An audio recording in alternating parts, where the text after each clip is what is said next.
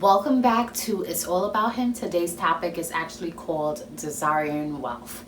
Should a believer be wealthy? So the reason why I want to talk about this is because we do have two different opinions as to should a believer be wealthy or not. I believe on one spectrum you do have some who believe that as a believer you shouldn't be wealthy, you shouldn't have the finer things of life, that's kind of almost like worldly minded, you're trying to imitate the world, things like that. However, you do see that there are people in the Bible who were wealthy. Look at Job. Job had a lot. He had cattle, he had livestock, he had servants, he had a lot of different things. Even when you look at Solomon, like Solomon was wealthy, David was wealthy. The thing about them is that their wealth did not control them. That's the important thing to know, that even though you have money and even though you have wealth and even though you have status, that doesn't mean that it has to have you. And that's what I can say for those individuals. However, if your wealth begins to be a thing that controls your life, that's when it becomes an issue. So I'll say that yes, it is okay to be wealthy, because the Bible does talk about money and all those different things. But again, that's where the other part comes in. You do have those who believe that because I'm a king's kid, that whatever I desire, I should have. So if I want a jet, if I want a car, if I want a huge mansion, that because I'm a king's kid, it belongs to me. The thing with that though is the prosperity gospel and things like that is that it doesn't leave that space for the sovereignty of God.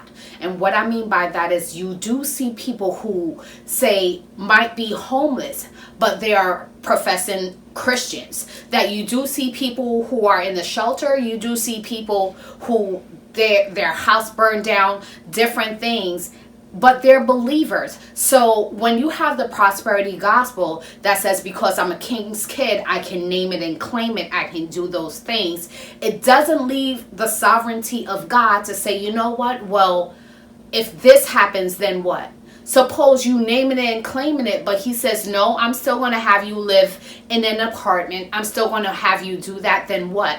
So there needs to be a balance. As a believer, we should desire what God has, even as I talked about delighting in the Lord, that is actually desiring what God has. So should we strive for more? Absolutely.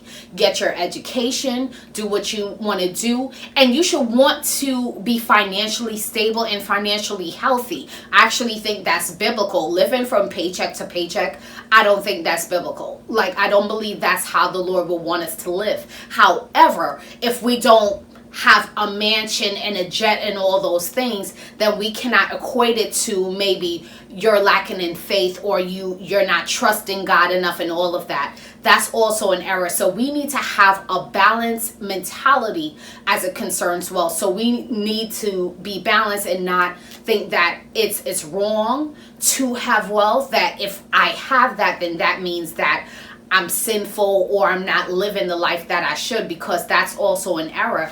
However, we can be on the other spectrum that because I'm a child of God, I need to have this and I need to have that. And this is actually to go on that point. Jesus stated that foxes have holes and birds have nests, but the Son of Man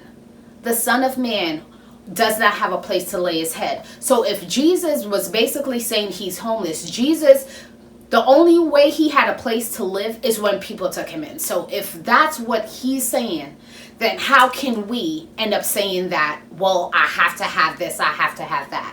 No. So we need to strive for the best. We want to strive to live about just living paycheck to paycheck. I don't believe that's what God has for us. Go after the degrees, do all those different things. However, make sure you leave that space for the sovereignty of God. So I pray this bless you. Thanks again for watching. God bless you.